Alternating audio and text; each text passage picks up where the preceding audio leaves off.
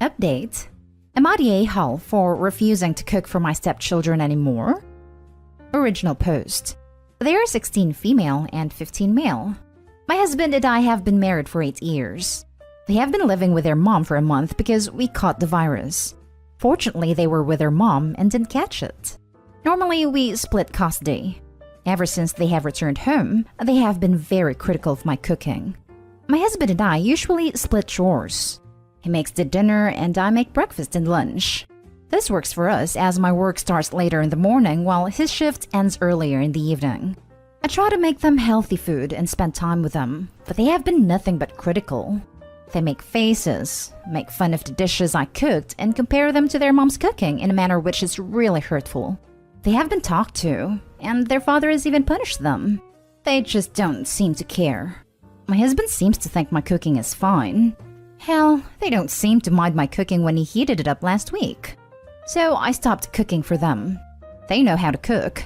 I had taught both of them how to handle themselves around a kitchen last year, and they had no problems before this.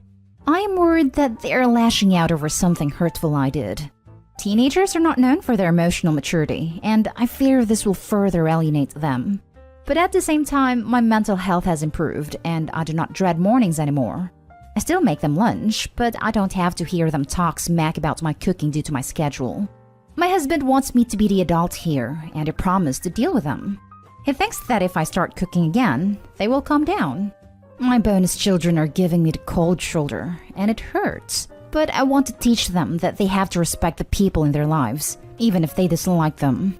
They talked to their mom about it, and she ranted at me and called me names. My husband is making them breakfast now, and they don't seem to mind that change. I had made my peace with them not considering me family. I don't expect them to make me a Mother's Day card or call me mom. I never expected that. That would be amazing, but I know it is not going to happen. I am okay with that. However, I just want them to treat me with respect.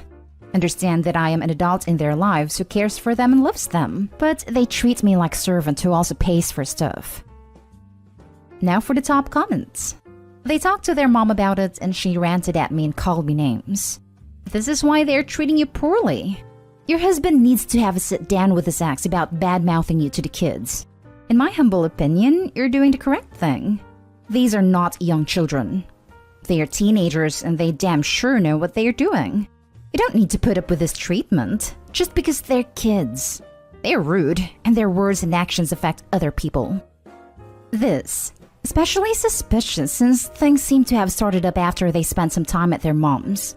Makes me wonder what might have been said while they were over there, especially since if I'm reading your post correctly, everything seemed fine for 8 years. I doubt their mom was pulling out a full 4-course breakfast for them every day, and even if she was, they can't realistically expect someone else to do the same. So someone's up. Not Dayhall. You said they know how to cook, and if all else fails, they can always go for cereal or a sandwich. They won't starve, and you shouldn't have to put up with their criticism. Oh my god. They're 15 and 16 and someone else cooks them breakfast and makes their lunches? You and your husband are teaching them to remain children instead of becoming adults.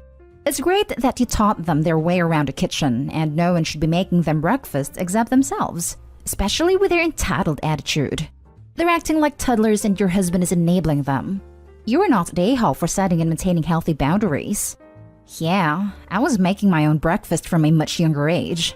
I just leave out cereal, milk, and bread for them. I'm worried they are lashing out over something hurtful I did.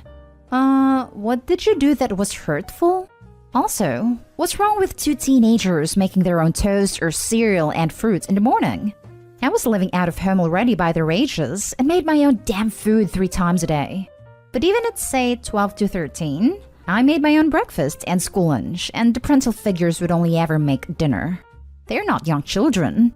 They're fully capable of making their own breakfast and lunch. I'm not voting on your a-hole rating until you answer my question about what you think they may be retaliating over. I have been racking my brains thinking about something I did which would cause this reaction. I can't think of anything. That worries me even more for some reason. Am I being too oblivious to what I did? And now for the update. I made my post, I think, 2 weeks ago, and a lot has happened. I realized that I was not an a-hole for not cooking for them. I continued to not cook for them and they continued to ignore me. It was hurtful, but I was getting used to it. I talked to my husband about enforcing rules and talking to their mother to ensure that we can solve this issue, but he is reluctant to start drama because he is afraid of going back to the court and having to change the custody agreement. However, all this took a backseat. My father received a very bad diagnosis. It is pretty bad. It sent me to a very bad place, and I was just getting by on autopilot for a week. My stepdaughter walked in on me crying in my room. I think she was looking for her dad. She sat next to me and apologized. She teared up a little and told me that she's scared that I will force dad to move them permanently to their mothers. That made me cry harder. I told her that even though we may not get on all the time, I always missed them when they were at their mothers and house would feel empty without them here. After this conversation, things are better now. I won't say we are doing fine all the time, but we are doing much better than before. The people who guessed that their mother put them to it were correct. After a bit more talking to my stepchildren, I realized what that something we did that really hurt them. My stepdaughter told me that we didn't call them when we were sick with the virus. But we did. In fact, we were frustrated that they didn't pick up. But we chalked it up to their mother's very strict screen time policy, where the phones are under her care and not with them, and them being busy with classes. We just resorted to texting them. My hypothesis is that their mother knew the passcodes and she was deleting our missed calls when the phone was with her, and then using our lack of calls to drive a wedge between us. I have not told anyone about this theory, but this seems like a good theory. I have let this thing slide for now as I'm more focused on helping my father with his treatment. I really want to thank everyone who commented. I know this is not a happy update, but I want to let people know what happened. Opie, talk to your husband first. But I have an idea. Show your kids your call records and texts you sent when they were at their mom's.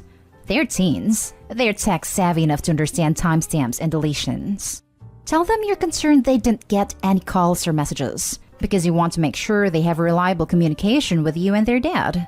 If your theory is true, the kids will put 2 and 2 together and understand who's really the problem. If that's the case, it may be worth talking to a lawyer and revisiting custody. Besides the whole parental alienation thing, interfering with communication with the custodial parent is dangerous and not in the best interest of the kids. I'm sorry to hear about your dad. I hope you're able to spend as much time with him and the kids as possible. This is a really good idea. Opie, I understand you don't want to add any fuel to the drama and your husband's worries, but I think the kids do need to understand what their mother is capable of. I'm sorry about your dad, Opie. I hope it gets better for you both. And it really is a safety issue with emergency communications. What if dad got into a car accident and the kids needed to come to the hospital? Would the mom just decline calls? What if one of the kids forgot medication at the house? It's not just douchey, it's dangerous. Wow, I'm so sorry for you and your dad, but happy you seem to be on track with the stepkids. Their mother seems to be playing quite a role in this. It's really screwed up. I get so depressed when I read about all the horrible parents out there who use their kids as a weapon. Show stepdaughter the missed calls and messages from your phones. That should convince her that both of you did try to contact them. And contact a lawyer and take X back to court. This is straight up parental alienation. Now for the next story. Am I the a-hole for not wanting to be part of my step-family's business? So my mom married my stepdad when I was 12. Both had kids. Mom had me, 25 female, and my siblings, 20 female, 19 male, 18 female, and my stepdad has his 3, 18 female, 16 male, 16 female. We lost our dad a year before. Stepdad lost his first wife 3 years before. As the oldest, I blended less well than the others. I'm fine with everyone. I get along with everyone, and I have no problems. But I don't love them. I don't consider my stepdad my dad or even as much as a parental figure as they would like. My step-siblings don't feel the same as my siblings. It's not really a big deal. I can treat them all the same and fake a bond and stuff that I don't feel, and I have no issues with any of them like I said. But I do have some boundaries. Like I kept my last name when my siblings changed theirs. And for Father's Day, my card was always separate from the main one because I was not okay getting him a dad/father Father's Day card. It had to be stepdad. Now, my mom and stepdad want to open up a family restaurant, and my siblings and step-siblings all want to be involved. And I don't. I expressed this to them as not my thing, but my mom knew I was saying no in part because of how I feel. And she told me it was making it very obvious because I have been involved in my paternal family business since high school, and that it looks like an out rejection. I told her the simple fact is, I'm not interested. And they have a lot of people already involved, so it's not like it's a big deal. She told me I'm making myself look like the red-haired stepchild, and I told her that I am a stepchild. I have a step-parent. That's not a bad thing, and it's not something I'm ashamed of. She told me I didn't have to be a stepchild. I could have had another dad. I told her I could have, but I didn't want that. She told me the family business wants and needs me. I asked her, since pictures of the grandparents and deceased relatives are going up on the walls in this idea, would the deceased parents be going up there too? And there was silence.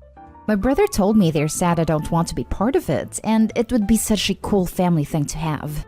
And now my mom's words are stuck in my head. Not a-hole. Now for the comments. Not a-hole. Seriously? Stay away. If you don't want to be part of it, stay away from it. The restaurant business has a level of volatility that's unlike any other industry. It tears families apart. Starting a restaurant and making a profit from it is very difficult and easily failed. Rent is expensive and overheads are high. I can write a whole essay as to why family restaurants can fail. The hours are long, the work is not fun, and everyone is exhausted at the end of the night. Most restaurants fail in the first few years because it's so difficult. Stick to your decision, Opie. Use any excuse you can, but steer clear of this mess. Not a-hole. Not a-hole. How many family businesses does she think you need to be a part of? And if you've had boundaries since you were 12 about how blended you wanted to be, why is she still harping on this 13 years after the fact? I think she thought I would feel like the odd one out, or like I was missing out on something. But I have never felt that way, and I know that bothers her because she wants me to be a part of it. Clearly not a-hole. You feel what you feel or even not. It is your choice.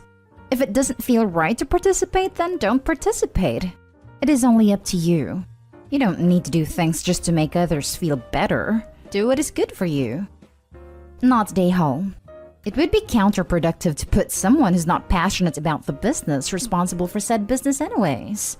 You have your own goals and aspirations that you want to do and should not be chained to a career your family made.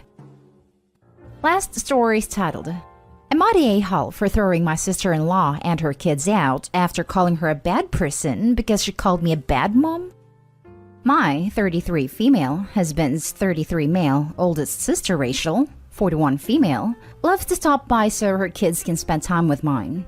Rachel can be annoying, but she and my husband have a good relationship, and I always wanted to cultivate healthy relationships between everyone.